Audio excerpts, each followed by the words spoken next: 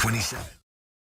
And welcome to a preview of today's Dino Vidala show. I'm Dino Vidala. It is Friday, July 31st. My show, of course, is live 6 to 9 p.m. SiriusXM channel 127.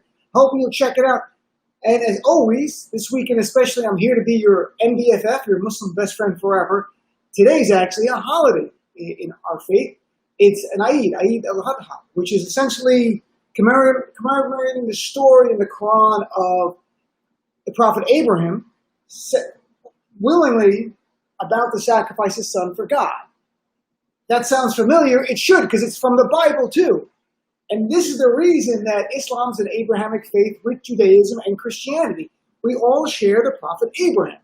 In fact, we also have Jesus in Islam and Moses in Islam. In fact, I have a cousin named Musa, named after Moses. And there's Muslims named Isa, which is Jesus. So regardless of what Trump and people on the right want to tell you, in reality, Islam, Judaism, and Christianity have a lot in common. Like they have much more in common than they do apart. 95 days into the most important election of your life. I don't care what your religion is. If you're an atheist, if you're a devout Christian, whatever it might be, 95 days till we save this nation from Trumpism. And what is Trump doing today? Instead of talking about the virus, instead about saving American lives, his focus is now delegitimizing the election because he knows Joe Biden's going to win. And I can assure you this.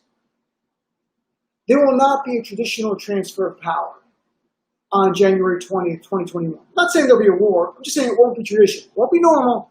And Donald Trump is setting up the ground for that now, and his base is on board. And just yesterday he talked about canceling the election.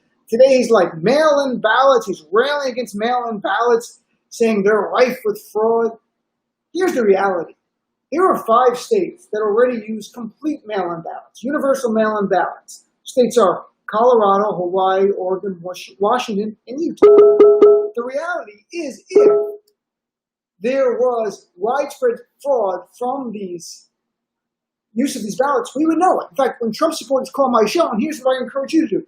When Trumpers repeat Donald Trump saying to them that, mail-in ballots were widespread fraud, say to them this: give me an example from each of the 5 states. Oregon's been doing mail-in ballots for 20 years, literally 20 years.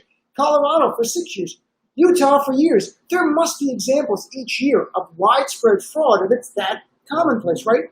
So give it to us. The reality is there's none. And here's an even more interesting twist, and I wrote about this in May. There was a special election in Congress in May. That one was going to be all mail-in ballots. And then suddenly the governor said, we're going to have some in-person voting as well. What did Trump do then? He demanded to get rid of the in-person voting and only have mail-in ballots. He tweeted, it's a scam. These votes must not count about in-person voting. Why the difference? Because the early returns of mail-in ballots showed more Republicans were responding. Trump has tweeted about this. He said mail-in ballots are bad for Republicans, which means it is good for America. This is all what it's about. Donald Trump trying to stop. As Democrats, we try to get people to vote for us based on ideas. Republicans try to choose their voters by preventing everyone else from voting. So back in the real world, there was a great hearing today on Capitol Hill with Dr. Fauci, the head of the CDC, and other experts. And it's stunning. We had yesterday 1,237 Americans die from COVID-19. That's a 57% increase in death toll in the last 2 weeks. We had over 150,000 dead.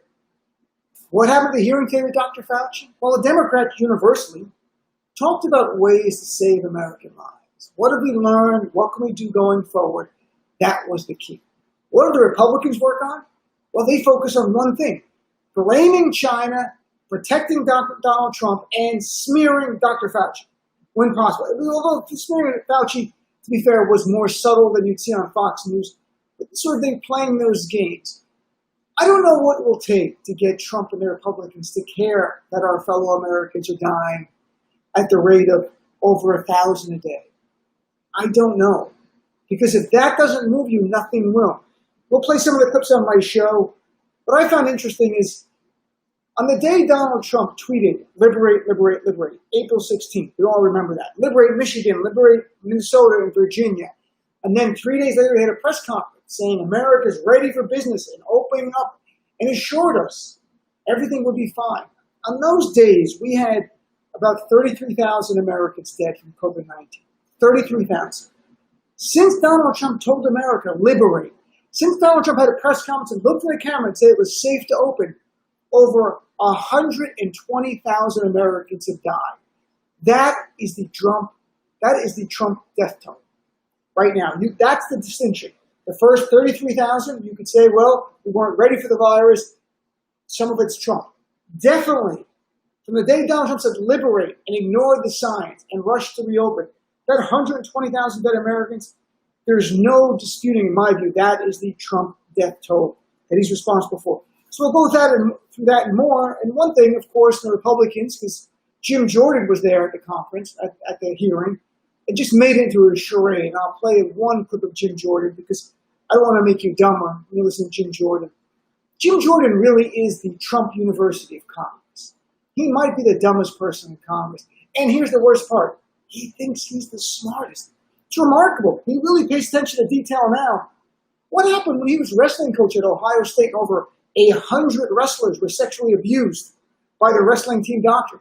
How come he didn't notice it then? Of course he did.